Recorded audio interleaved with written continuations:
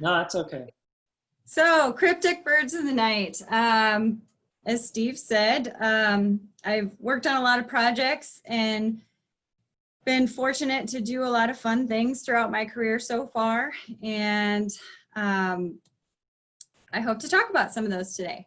With basically talking about nightjars and animals first, and getting into a little bit of their natural history.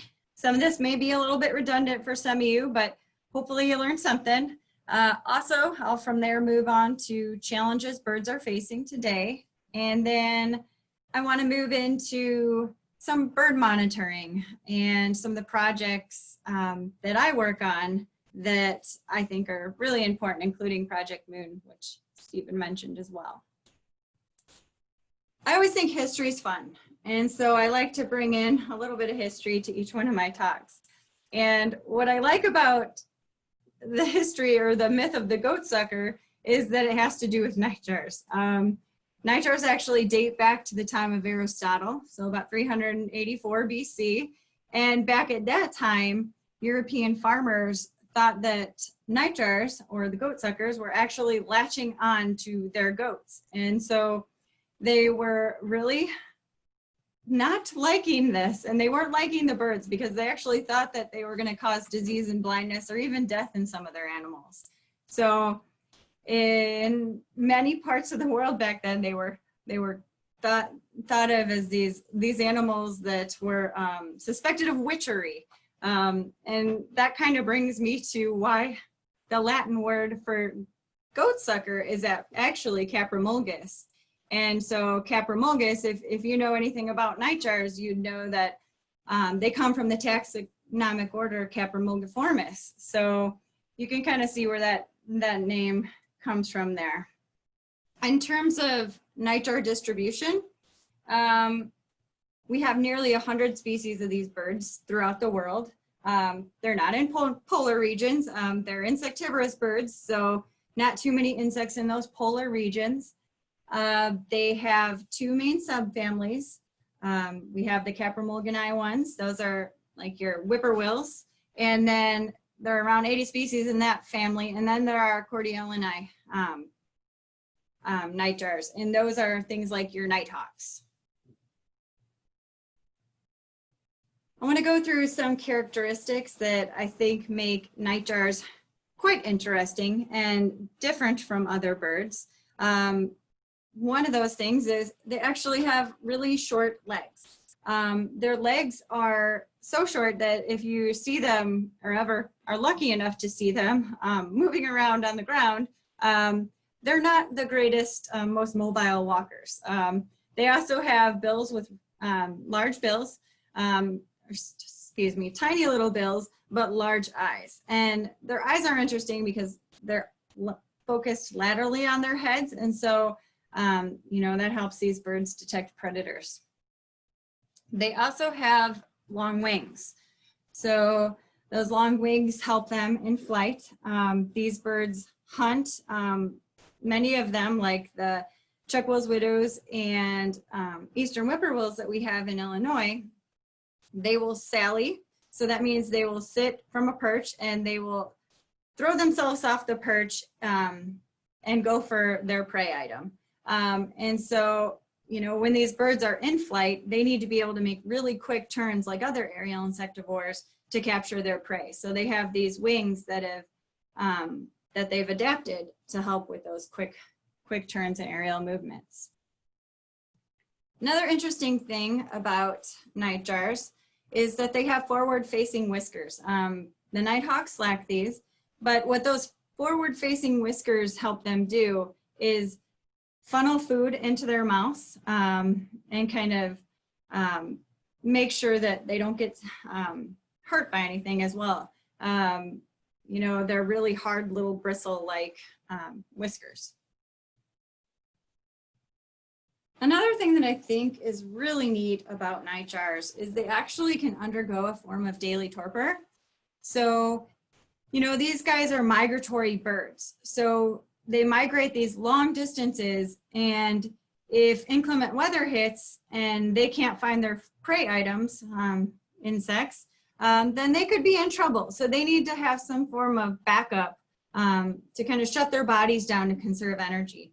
And I put the common purwill on here because it's actually a really unique bird because it's been known to hibernate in the winter for hours or even weeks. Another thing that I think is really, really interesting about nightjars is that they nest on the ground and actually time their chicks hatching to around 10 days before a full moon. So these birds are very dependent on their eyesight to capture their prey. They are crepuscular and nocturnal, so they're active usually at dawn and dusk and during the night. And so they need to be able to see well. So if it's bright out, then they can capture their food easier and they'll have more food to feed their young. They are also great at blending in. So they can perch along a branch versus across a branch like you'll see other birds doing. And so here you can see a picture of an eastern whippoorwill perched along a branch, and also a European nightjar that is perched along a branch. And they both are blending in quite well with those branches. I also like to put this slide in because I think it's fun. These birds have huge mouths. So their mouths open very wide vertically and horizontally. And again, this is, an adaptation because of how they hunt. They're scooping insects as they're flying through the air. So they need that wide mouth to capture more insects.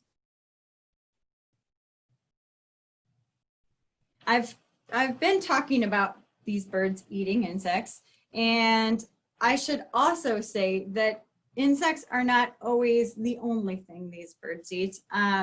While most of them only eat insects like moths, beetles, spiders, crane flies, to name a few, Chuckwill's widow, which I'll talk about more soon, has even been known to take small birds and bats. These birds also drink while flying low over the water surface. So again, they have these really big mouths, so they drink a lot like bats do. They fly low over the water surface and scoop water like you would see a bat do if you're ever fortunate enough to see a bat drink. So I'm gonna go back into the camouflage a little. I know I talked about the birds being across the branches, but these birds are also ground nesters.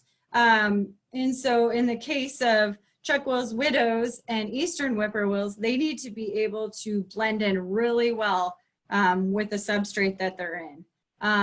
And so this is important for survival, for protecting their nests and making sure that they don't get predated. So you may have already found it in this picture, but there is a nightjar right there. So that is a fiery-necked nightjar. They're found in Africa. But again, it's just kind of showing what these nightjars will do. They'll tuck all their feathers in, they'll shut their eyes, and just try to blend in as much as possible. Which brings me to our Illinois nightjars, which I've kind of mentioned already. We have our eastern whippoorwill. This is a bird that most of us know about. And even if you don't know about it, you may have heard it in the past because you won't forget its call if you've heard it quite a few times. These guys can call anywhere from 50 to 100 repetitions in each set that they call. And they've been recorded calling all night long sometimes. And so they are quite impressive, and they will move from territory to territory just calling nonstop if it's a really nice night. We have our Chuckwill's widow. This is our largest nightjar in Illinois. This is another bird that is unique, and that's the one that I mentioned has been known to take even small birds and bats. And then finally, our common nighthawk. So it behaves a little differently than the other two. And, I think it's different enough that it's definitely easy to distinguish from the other two, just based on its behavior alone. So the common nighthawk, it's probably, if you've never seen one, they're around the size of a robin. And what makes them really easily identifiable when you're looking for one, they're usually always flying high up in the sky, and you'll usually hear their peent call and see their big white patch across their primaries. They also have really distinct barring on their abdomens and sides. The males have a white tail band, which the female usually lacks. And they also have a distinct white throat patch. But like I said, if you see those big white patches across the primaries in the sky, you're gonna know it is a common nighthawk. The eastern whippoorwill, it's another bird that's about the size of a robin. And if you're lucky to see one of these in the daytime, then I'll be jealous of you. I've only ever seen a few during the day. But what makes them a little more noticeable is they have this really silvery shoulder patch. And it's, if you do see one, that little silver of shoulder patch usually sticks out pretty well. They do show sexual dimorphism, so the males are different than the females. The females have buffy tips on their outer 3 tail feathers, while the males have white. And I wanted to mention one thing really quick about these common nighthawks that I didn't mention before, but I just think it's so interesting. They're really stinky birds. So if you've ever handled a common nighthawk, they kind of have a specialized digestive system. They eat so many insects, and digesting the chitin from those insects, they use like an anaerobic bacteria. And so if you've ever captured one, they will usually poop on you right away. And not that I was purposely ever capturing these. I worked with American woodcocks when I was younger, and we would catch these guys as bycatch in our nets. And oh my gosh, I didn't know they were so stinky, and I just couldn't believe the smell of these birds. But just an interesting little side tidbit. So here's our Chuck-Will's widow. This is our biggest nightjar. It is probably about the size, common grackle size. I think it's a really pretty nightjar. They're this really rich rufous color. They have this pale throat, and they have this nice mix of, like I said, this rich color with buff and black. Also, the males, like the whippoorwills, the males have white on their outer 3 tail feathers versus brown of the females. So if you're looking at this bird right here, it is a female because it has the brown on the outer 3 tail feathers. I'm going to switch to owls because I don't want to leave them out. I know that there's probably more known about these birds because everybody loves owls. But again, I like to bring a little history into my talks when talking about these 2 groups of birds. So here's a few tidbits. Aboriginal tradition actually holds that our owls guard women's souls. So it's thought that women should protect their female kin because of this. Also, as you can see, I put Athena, our Greek goddess, up there. She's always been linked to owls, and so anything you see with Athena has a little owl with her. They're also thought to guide people from life to death. So you may see these things, and if you're thinking about this, it's probably because they're often seen in cemeteries, or were historically, because there are a lot of dead trees sometimes in cemeteries. And if you are out at night, there may be owls flying around. So that's kind of the thought behind that. And like our poor nightjars, in some parts of the world, they're associated with witchcraft and sadly are killed because of it. And some people will use their parts for folk medicines and magic rituals. And then finally, I found this in my reading, which I thought was pretty interesting. In Asia and South America, their feathers are actually thought to bring good luck and help with one's love life. Another thing I always find fun is the smallest and biggest owls. And if I've never been fortunate enough to see an elf owl yet, or a Blakiston's fish owl, but the overall largest owl in the world is the Blakiston's fish owl. Sadly, it's endangered. It's over, way over by Japan and north of there. And its highest weight record is actually over 10 pounds. Our smallest owl over here on the right is, again, our little elf owl. The one on the lower right is a baby, and they are and weigh less than a golf ball. So they're super tiny little owls. In North America, we have 19 species of owls. And I like to put this slide up because when you're looking at it, you know, a lot of times if you see an owl, if you're just getting into birding, you're like, well, what the heck kind of owl is that? And I like this slide because it shows that they're all different. Even though, you know, they all have like similar characteristics in terms of, you know, they have the facial discs that help funnel sound in, and they have these great big eyes and tend to have a lot of barring on their feathers. But if you look closely, you'll note that a few of them have black eyes. Some have vertical barring versus horizontal barring. You know, some of these are much bigger than other ones. And some just, you know, they nest differently too. So I just find them fascinating, and I think it's just so neat when you see these birds, and I never lack excitement when I find an owl. In Illinois, we have a few different nocturnal owls. We have our lovely great horned owl, and this is our biggest owl and probably our most aggressive owl. These are found throughout the state of Illinois, and they're pretty opportunistic. They will eat about anything, even skunks. Then we have our little screech owl. So these guys are also found throughout the state. You know, they're found in two different color morphs, the red and the gray. They also, what's another interesting thing about screech owls too is, you know, they have a pretty diverse diet as well, because they will eat both insects, mice, and small birds too. We have our barred owl. So they are found throughout the state. Over 100 years ago, you would not have seen them in the numbers you're seeing them now. They were not everywhere in the state, but they have just kind of exploded in the state and done really well.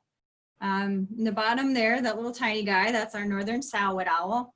You'll get these here in the winter. If you find one, you're lucky. But they have been known to breed in very northern parts of Illinois. And then our barn owl. So this guy's kind of a continued success story because it was on the endangered species list. But luckily, the Department of Natural Resources here in Illinois has done a really nice job of trying to restore habitat for these birds, as well as putting out nest boxes for these birds. And a lot of them have worked really well. And I also put our short-eared owl in here. This is, you know, this is a bird that likes grassland, which we don't have much left of in Illinois. And so it is endangered. But it's a neat bird, and you'll often find it, if you're lucky, nesting in certain parts of central to northern Illinois in the summer. Our owl breeding habitat varies. So they may, in terms of like a barred owl or a screech owl, they're both cavity nesters. And like in the upper left here, you can see that barred owl is using a snag, so a dead tree. And I always like to tell people, if you don't already leave your dead trees and they're not going to hurt anything at all, then leave those dead trees, because wildlife do use those trees and will use them to nest in. And unfortunately, I think that because the barred owl has become so prevalent, that the screech owl has a lot more competition for cavity space, and it is the smaller species, unfortunately.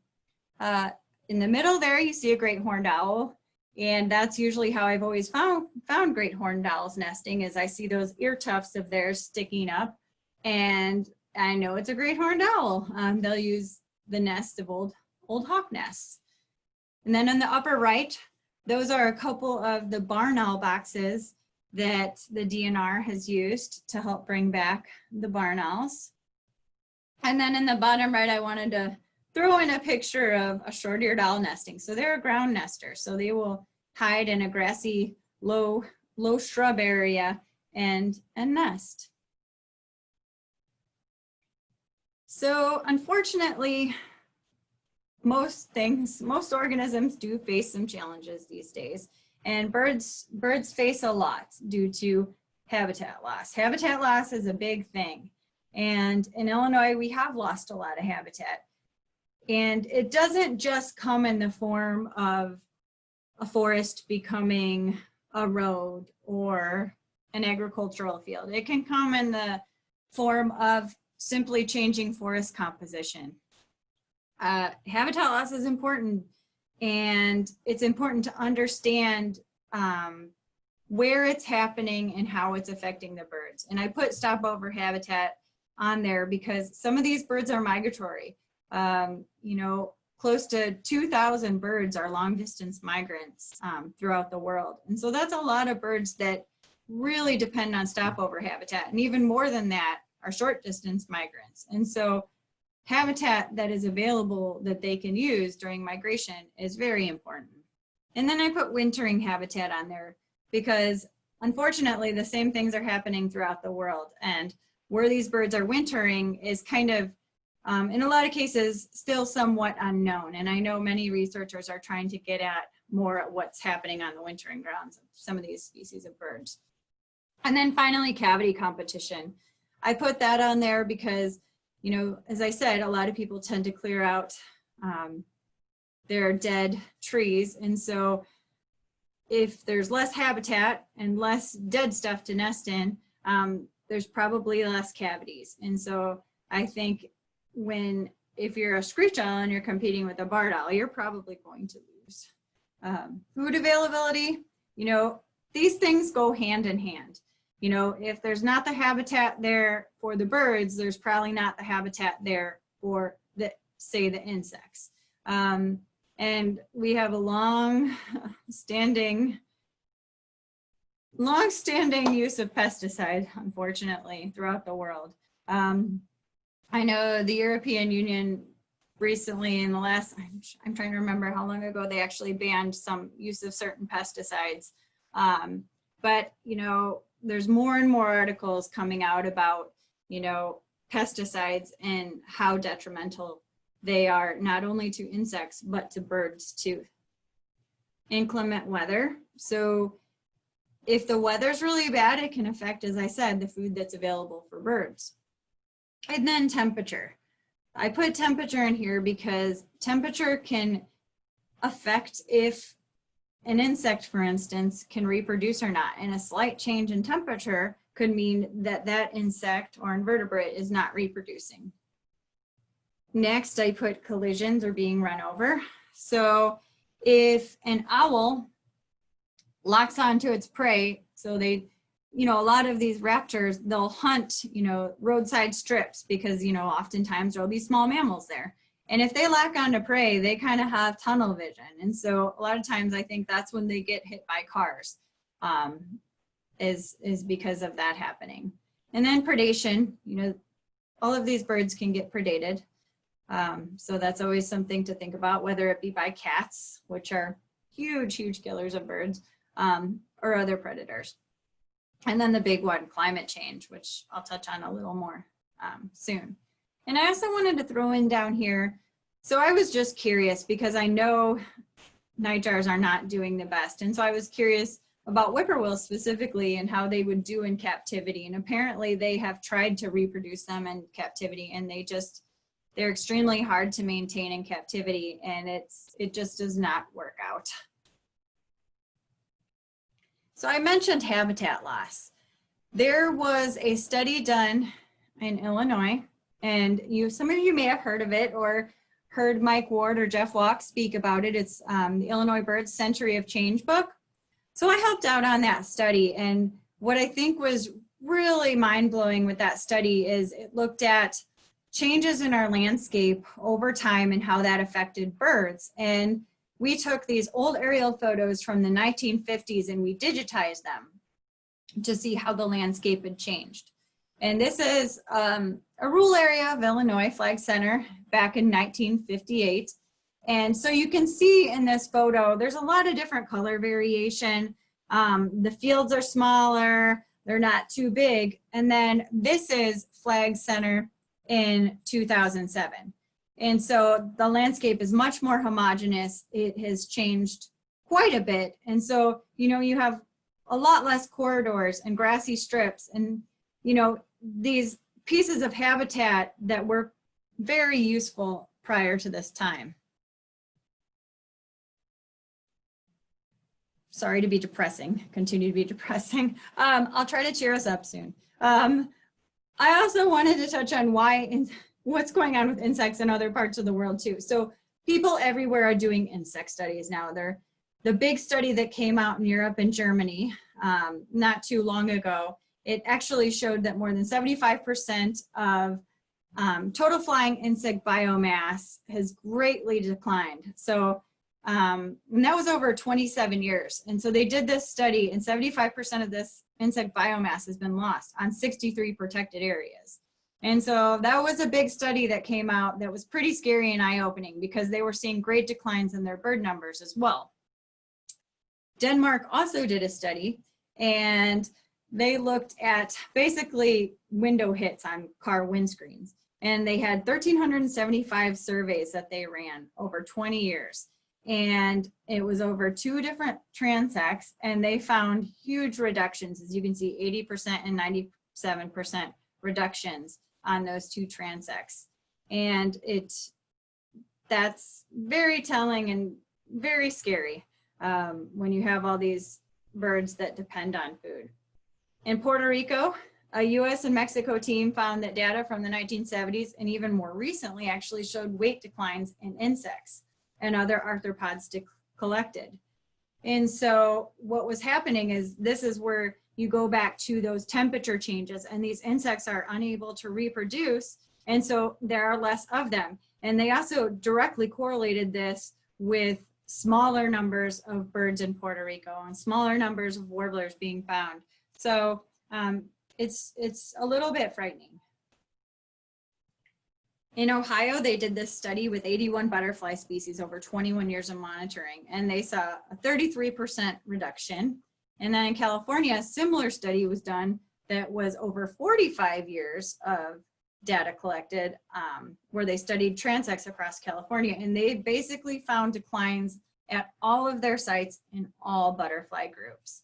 And I should mention that, you know, nightjars, especially the Chuck-Will's widows and the eastern whippoorwills, when you do diet composition of them, they primarily eat lepidopterans. So moths are really, really important to their diet. And those are big, big insects that have, you know, the bigger the moth, the higher the nitrogen content. And this Frontiers in Ecology and Evolution study in Ontario actually found that a change in diet could be affecting eastern whippoorwill reproduction. And so what has happened is they actually studied historical museum specimens up in Canada, and they found that these historical specimens actually had higher nitrogen content than they do now. And so what's happening is their food items are not as big as they used to be. Which brings me to bird morphology. So many of you may already know about this big, huge study that came out. They analyzed over 70,000 window hits in Chicago over 40 years. This was a really big study, and I know the Field Museum worked hard on this. And it was mainly sparrows and thrushes and warblers that they looked at. And what they found was that these birds are smaller in body size. And so they're changing, their bodies are changing to compensate for that smaller body size and those metabolic costs as well. Which brings me to climate change. As I said, all of these things tie together. And we all saw the big paper that came out recently about the huge drastic loss of our birds. And it was quite eye-opening. You know, a lot of us, we knew things were bad, but that paper was really eye-opening to even think that 2/3 of our North American birds could go extinct if global warming hits 3 degrees Celsius is really scary. And it's something I know all of us obviously are worried about, but it's just scary to think about. But it's one of those things where if we start doing something now, then I know Audubon has predicted that 76% of our species will be better off if we can just maintain a 1.5 degrees Celsius temperature, and nearly 150 species would no longer be vulnerable to extinction because of climate change. So it's scary. And you know, it's doing things like changing plant communities. It's changing the synchronization of bird migration with food availability. So if leaf out and or flowering changes, many of you may notice that your trees are leafing out at weird times or earlier, you know, and you have these long distance migrants that are coming up, these little warblers that are, you know, depending upon that food to be available. And if it's not, there's a problem. You know, sea level is rising. We have reductions in body size in birds, as that study in Chicago showed. You know, it's that Bergman's rule where, you know, our white-tailed deer is a great example of this. So white-tailed deer in Florida are smaller than white-tailed deer in the Midwest. You know, the colder the climate, the bigger the animal. And then I have this picture of this red knot here. And what they found with the red knots is they're actually producing smaller offspring due to malnutrition, a warmer Arctic. And their bills are shorter, so they can't reach the food on their tropical breeding grounds because of this, on their breeding grounds because of this. So lots of things are happening. Ranges are shifting in the animals, and because I'm talking about nightjars and owls today, I wanted to really touch on the eastern whippoorwill, because this is a species that many of us are concerned about. You know, as I said, this is a bird that if you've heard it call once, you probably will not forget. And I still get phone calls where people call me asking me where their whippoorwills have gone. And it's such a hard thing to answer. And they ask me, well, what can I do? And how can I change my habitat? Which I think is wonderful. And so I think that's what we need more of. And again, even though we need more of that, we still have to look at the bigger picture too, because these birds are migrants. So we have to think about where all the places these birds are going and what is going on in those areas. So as you can see here, I have put here that an Audubon model has showed that 81% of this bird's range will be lost by 2050 if we do nothing about climate change. And so you can see its normal range over here to the right on the range map. But by 2050, if we don't change the way we're doing things, this bird will probably only be found in that little portion of Canada up there, which at that point, you know, you worry about the bird becoming functionally extinct. Which brings me to how do we best monitor for not only nocturnal birds, but to birds and for all birds in general. You know, I think when you go to put together a monitoring program that's focused on specific species, you really need to try to understand the species' natural history, because you don't want to put a program together that is going to be a waste of your time. I read literature. More and more people are doing the research, they're putting the work in, and what they're finding can help you when you do go to put something like a research program to monitor birds together. And then I put collaboration, because again, these things go hand in hand. We're not just talking about Illinois, we're talking about, you know, North America and parts of South America. So all these areas these birds could possibly be. Which brings me to the MOON program. MOON is monitoring of owls and nightjars, and we started this program in 2008 in Illinois because we knew that nightjars were starting to decline, kind of anecdotally, and we also knew that prior monitoring programs didn't necessarily do the best job of monitoring for these birds, because again, most bird surveys happen during the day. There are some amazing volunteers out there that get up really early and do detect these guys, which is fantastic. But again, we knew we had to put something specific together to look and focus on these birds. And we worked with others in the Midwest and those in the Northeast, and even people in Canada that had been monitoring for owls for a long time and had started monitoring for nightjars as well. So our objectives for the Moon program were to track trends in abundance and distribution over large and broad scales. We also want to investigate causes of decline in specific species. You know, we're pretty sure what the causes of decline are, but we need to show what those causes are. Also, I think you need to contribute to the understanding of what habitat requirements are for migratory species, not only on their breeding grounds and their wintering grounds, but as I've been mentioning, along their whole migratory route. We have a graduate student that has put GPS transmitters on this past year on whippoorwills, and you know, I've been kind of grabbing his ear lately and asking him some different questions, just because I've just been so curious, because they actually did a study up in Canada, and they had put geolocators, which are kind of light detector transmitters on whippoorwills to try to get an idea of where they go. But again, you know, if this bird is flying down into a mountain understory, those light detection transmitters may not work as well. And so it is an interesting study, and I think it did show some really interesting data. But with the GPS transmitters, I think you can really get at where exactly these birds are going. So he's still analyzing that data, but I think it'll be really interesting to see, you know, how often these birds stop along their routes. The Canada study found that, you know, they may stop every 60 miles. And so if that's the case, they must need to find habitat quite often where they can actually find good food sources along those routes. Also, I think developing suitability models and best management practices for nightjars and owls is super important.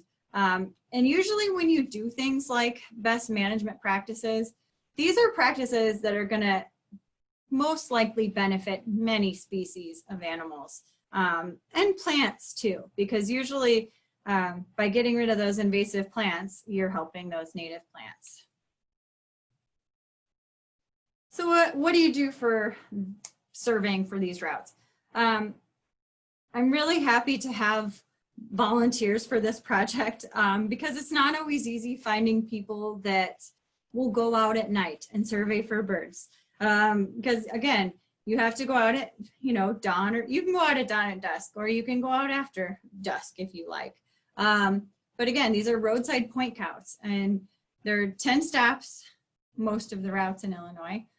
There are some routes that are in, well, and I guess it would be more in the northeast sector of Illinois where it's too hard to get 10 stops in. So, you know, they have fewer stops, but the areas still monitored are important.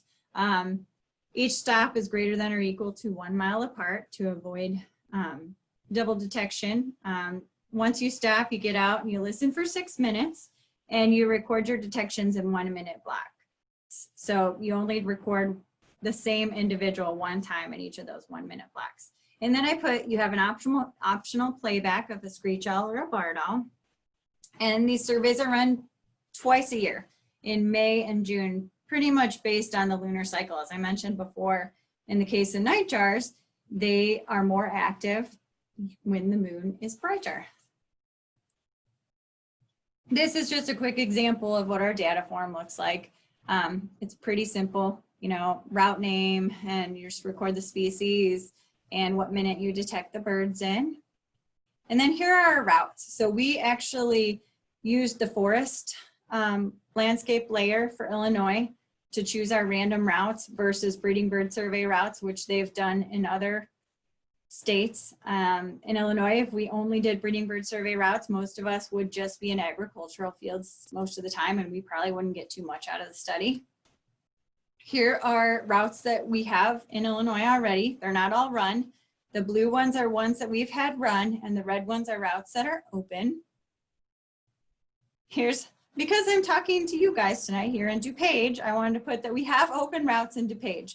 And like I said, it can be challenging to keep volunteers because not all routes are very exciting. You may get absolutely nothing on your route, but that is good data too. It's data that we need because we need to then understand, is the bird not there because it's too close to development? Is it not there because of forest composition? These are things that we need to know.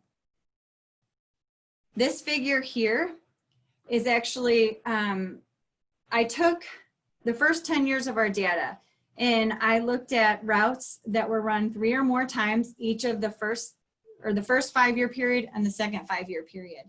And if you're looking at this, the blue bars are the first 5 years of the study and the orange bars are the second 5 years. So most of these birds were detected less the past 5 years versus the first 5 years of the study. If you're looking over here, you see that Chuck Will's widow. Well, there's a place in Illinois, if you've never been there, it's called Forbes State Park. And a lot of our chucks come from there. And they have an excellent burn regime that they have many years of data on now, that they will burn at different times over different years. And what studies have found is that nightjars, Chuck Will's widows and eastern whippoorwills respond really well to a fire regime and that new forest composition. Here's our average number of whippoorwills since 2008. So we've seen a bit of a decline. And here's our whippoorwill detections kind of over our routes. So you see these spikes. We have some really nice areas in the state where whippoorwills have been historically in higher numbers. And I think these are where you're seeing our spikes on this figure here. So this figure is showing counties in Illinois where we've had eastern whippoorwill detections, which are the blue ones. The purple ones are ones that we've had both chucks and eastern whippoorwills. You primarily only see the chucks in the southern part of the state because it's kind of the northern part of their range. And then the orange are counties we haven't had any detections, but that we've had routes run in. And I wanted to throw in some eBird data because I love eBird and I think it's great data. So I took data from the same, the same time that we were doing our surveys from eBird, just to see if we were covering areas where eBird detections were being found. And so you can see there's a few gaps that we have, a few counties we don't have covered that there were whippoorwill detections. And when I say detections, it's just one detection. It's not a ton of whippoorwills, it's one detection in almost most of these cases. Again, this is eBird data. The blue dots that you see are more recent whippoorwill detections from eBird data, and the purple dots are detections from 2018 to 2013. And what you can't see here is that the 2008 to 2013 dots, the purple ones, most of those dots, if you're looking at the screen, the blue dots are almost always over a purple dot. If you see a purple dot, there just aren't as many anymore in the last 5 years. And so what this tells me is that, again, there are not as many whippoorwills being detected in Illinois. Route consistency. So I wanted to put this in here because this is just, it's hard to get people to continue to run the same route. I know it's not fun to go out and to run a route where you don't get anything exciting like an owl or a nightjar. But our best data is going to come from the same routes being run consistently. So this is 10 years of the survey, and over on your right, those are surveys that have been run all 10 times, number of routes that have been monitored all 10 times. And so there's very few routes that have been monitored all 10 times versus there's been a lot of routes that have been run one time and not again. In terms of future outlook for this study, we want to continue to long-term monitor, looking at stopover habitat versus breeding habitat. Are there differences in the types of habitats and what these birds require?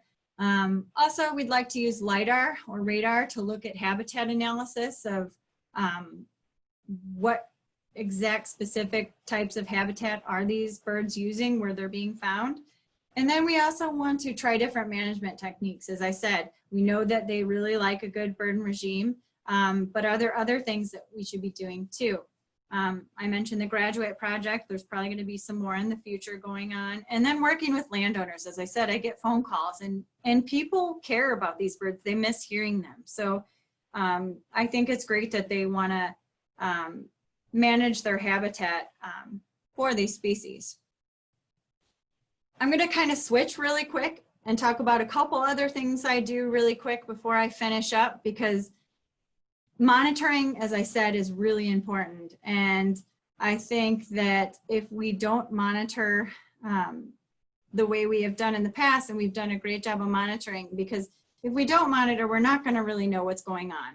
And in Illinois, we saw this report that came out in 1994. It was a 7-volume report that basically said our Illinois ecosystems are just degraded, and they suspected they were going to continue to decline.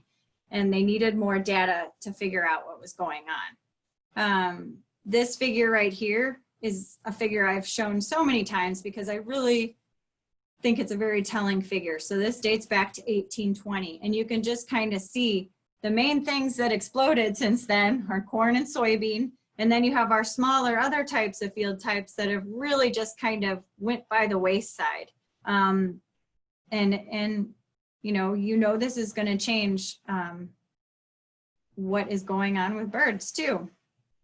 So the Critical Trends Assessment Program, as Steve mentioned, is my primary job. And what we do in this program, and it started in 1997, is we monitor the present condition of bird, plant, and insect communities in Illinois. And what's really neat about this program is that we have a lot of sites. All those dots are sites that we have. No other state had a program like this when we started. And what's also really unique is more than 75% of our sites are on private land. And they're all randomly selected, and we repeat our surveys every 5 years. So we not only have plant data at these same sites, but we have bird data, and we also collect invertebrates as well.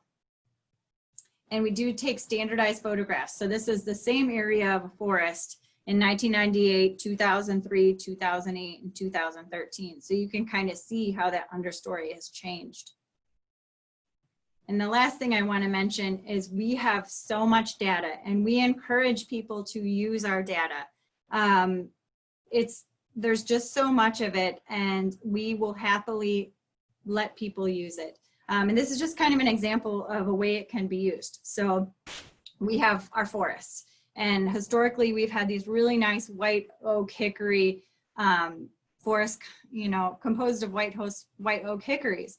And so we still have that. So you can see throughout time with our CTAP work, we've seen that layer of the forest stay the same. But what hasn't stayed the same is our shrub layer.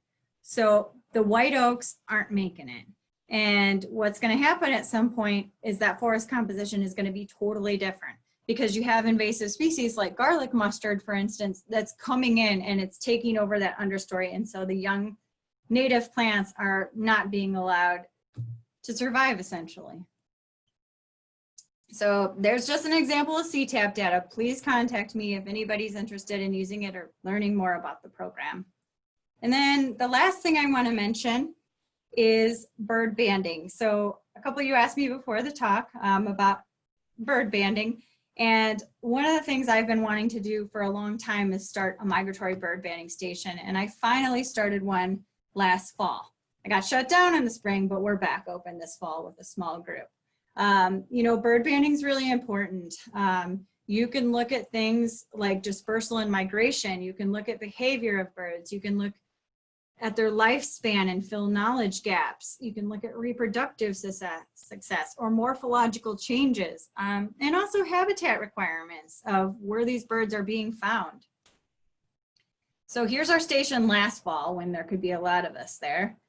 And here's our station this fall with very few of us and our masks on. So things have changed, and we're still trying to run the best way we can and hopefully continue to gather good data. I think so far with only 8 to 10 nets, we've had about 450 to 500 species or birds banded this fall with just banding once a week. So we've done pretty well so far. And these next few photos, I'm going to close with just pretty birds because who doesn't like pretty birds? This is an adult male redstart we've banded. I like to show wings. Wings are very telling. This is a young blue jay. It doesn't have any bars on its primary coverts, which tells us it's a young bird, as well as its dual primaries there. Here's a little Philadelphia vireo. It's an adult. That was a fun catch. And here we have a hatch-ears male scarlet tanager. So it will molt its alternate plumage at some point and be prettier, even though I still think it's pretty with the yellow and black. And here's a couple of warblers. We got our magnolia warbler here, and an adult Canada warbler, and red-breasted nuthatch and a trails flycatcher. Those are hard birds to ID, those trails flycatchers. And then with that, I just want to thank all of the people that have helped with these projects, and the volunteers first and foremost. You guys, if we didn't have volunteers, we couldn't do any of this. I mean, there just would be no way to hire this many people to help us. And so volunteers are worth their weight in gold. And with that, I'll take questions. Okay, thanks. Sorry, I should have stopped sooner. Let me check. I shared your contact information. You're pretty easy to find at the, on the web just by searching your name, Tara Beveroth, and you can find the moon page and others at the Natural History Survey stuff for those who are interested to look into helping or just learning more. We did have a couple of questions come in. Bob was asking about whippoorwills and habitat correlation with like river valleys or oak savannas, oak woodlands. Are there any habitat? Yeah, so it's interesting you bring that up. So with the whippoorwills, the really high quality sites we still see them at are those nice open oak savannas with the nice sandy substrates. So it's interesting because they really like to hunt from, and I should preface this with, I actually just had a conversation with the grad student that's actually been putting the GPS transmitters on because I was really curious. They really like to hunt on the edges of forest, and he actually has this thought that being on the edge of habitats where there's open, open area for them to hunt is almost more important than perhaps the understory of a forest. So they actually are, he thinks they're leaving and coming out to the open areas and hunting more, and that's more important, which is where I'm coming at with, they like those open oak savannas, those open areas where they can hunt and forage. And another thing I think is really interesting is when I first started this, I collected I tried to trap insects from the high quality areas that I knew that the whippoorwills were being found. And something really interesting I found was I caught a lot of moths at, I was doing some work up at Lost Mound, the old Army Depot in Northwest Illinois, and they were all coming from this aromatic sumac, which is really interesting. And I talked to Ian, he's the grad student that is working on the whippoorwill project right now, and he didn't realize it, but he realized after talking to his advisor, Mike Ward, who many of you may know, that where he is doing his work, there is a lot of this aromatic sumac in the open area of the open, nice sand grass area. And he's catching moss there. Same thing is happening. So it's interesting because I do think that an open understory is important for these birds. And I think if the understory was open, they would use it because we're seeing that at Forbes with the Chuck-Will's widow. They have nice open understory. And I've been down there and it's just loaded with insects all over if you go in there. And the Chuck-Will's widows are coming back and they're using it and they're being found in higher numbers. So I think it's very telling of what these birds like. So yeah, sorry, I kind of went off. Yeah, that's all right. I think. I hope, Bob, that answered your question. Yeah. You mentioned the red-headed woodpeckers liking that kind of habitat too, and that's a important around here. So it sounds like there's maybe some good news at hand for these birds in restoration efforts and other And of course, there's plenty of edge habitat around here. So. Yes, I saw more red-headed woodpeckers this past year than I've seen in a while. So I was happy to see that. So yeah, I think we know Ian too, because he was, I think we helped with his studies with funding a little bit. So hopefully he'll be able to report back to us maybe next year. Oh, great. Details about what he's found that you've alluded to here tonight. That would be great to hear from him. Yeah, yeah. No, you should definitely reach out to him. So I had one more question about the callbacks you play for Moon. Oh, yeah. You play a barred owl and whippoorwill. Are those the two? So, I should have mentioned that. I wasn't sure how I was. Reason or? So we play eastern screech owls Screech owl. And barn owls if the habitat is there. We don't play the barn owls if they have, but that's an optional thing. And not everybody does it because it does take more time. I mean, the typical route may take around 2 hours, but if you use those playbacks, it does take more time. But in the case of the screech owl, by far, your detection probability goes way up when you use the playback with those screech owls. And I think if you're gonna continue to have a good monitoring program, I think we have to really push using the playback for the screech owls, especially because I'm very suspicious of them declining. Okay. And so I'd really like to change the way we monitor for them a little bit, or at least try to push the playbacks at least for them a little bit more. So. Okay. Yeah, I mean, you can't play back all of them, obviously. No, you'd be out there half the night, or you just would never want to come back. So you don't think that? So you think there are still more screech owls out there than, even though the barred owl incursion is continuing?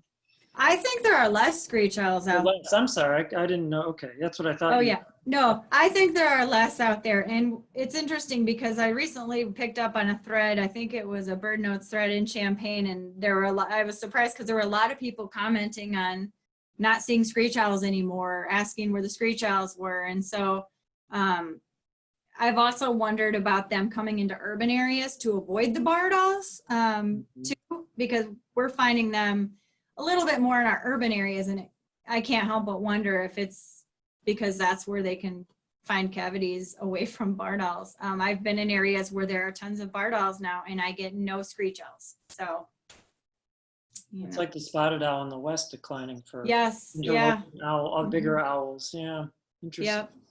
Yeah. Okay, well, thank you. I haven't seen any. I think we're all set. Thanks for your time. Oh, wait.